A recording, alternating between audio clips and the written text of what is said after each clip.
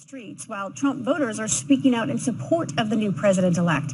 And ABC's Gloria Rivera is in Washington for us this morning. Hi, Gloria.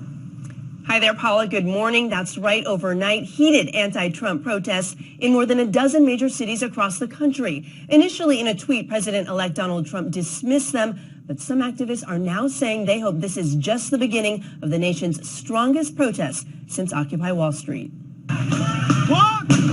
Overnight, protesters across the country denouncing Donald Trump's victory. Violent demonstrators seen here in Portland, threatened with tear gas after allegedly throwing burning objects at officers. Investigators saying one protester was hurt in a shooting that broke out during the protest. The injuries not life-threatening. In other cities, Philadelphia, Dallas, and Miami, thousands marching mainly peacefully against the president-elect.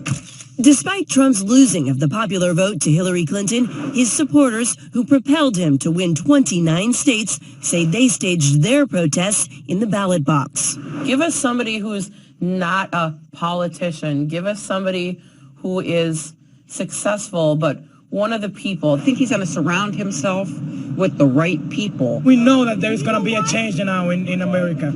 Electing Trump in part to voice frustration and a sense of marginalization for the last several years. So many things rush through my head. My children's future, feeling safe and secure. It's the silent majority Trump and his campaign repeatedly predicted. And we're going to Washington, D.C. to drain the swamp. Tensions also spilling into schools across the country. The FBI now investigating an incident targeting black students at the University of Pennsylvania. According to school officials, students were anonymously added to a group chat featuring racist slurs, threats, and photos depicting lynchings. People started to get more confidence, and now they see that someone's in charge that shares the same morals. That is they feel confident with projecting that. In the protests in Portland, police say more than $1 million in damage has been done. There are more protests planned for today in New York and Los Angeles, and reports of plans for a significant protest here in Washington, D.C. on January 20th, when President-elect Donald Trump takes the oath of office. Dan, Paula. It's a tense time in America. Gloria, thank you. Let's get more on all of this now with ABC News political commentator Cokie Roberts, who's also in Washington this morning. Cokie, good morning. I want to start. Good morning. I want to start with this Obamacare news. I guess the question is, if Trump is willing to apparently shift his resistance on Obamacare, which he talked about incessantly on the stump, what does this say about his intention to follow through on his other big campaign promises, like building the wall? I think that he is fairly frank about the fact that some of that was for campaign purposes. And he says he's concentrating on taxes and jobs, and of course that makes a lot of sense because that's what people really care about.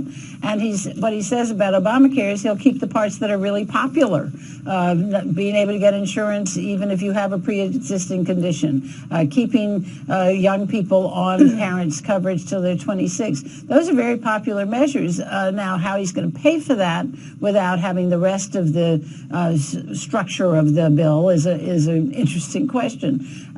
Same thing about the wall. You know, we already have a good bit of wall along our southern border. Does he really need to spend money to build the rest of it? And is Mexico going to do it? Of course not.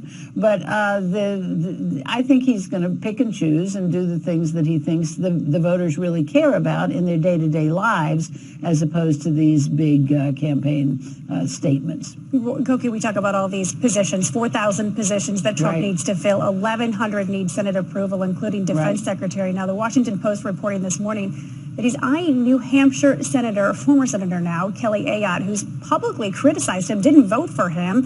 Is this a sign that he's willing to surround himself with people that he doesn't always agree with? Well, we'll see. Kelly Ayotte is a real loss to the Senate, in fact. She's a very practical-minded woman who's able to go across party lines and get things done. And the fact that he is thinking about her does show you that there might be outreach beyond his inner circle. That circle was awfully small. And as you saw in Mary's piece, his children have been so much a part of it. He's got to get beyond that just immediate group. But so whether that includes people who have disagreed with him, we'll say, but look, he sat down with the president the other day. The two of them could not have been harsher about each other, and came out saying glowing things. So maybe we're seeing more subdued.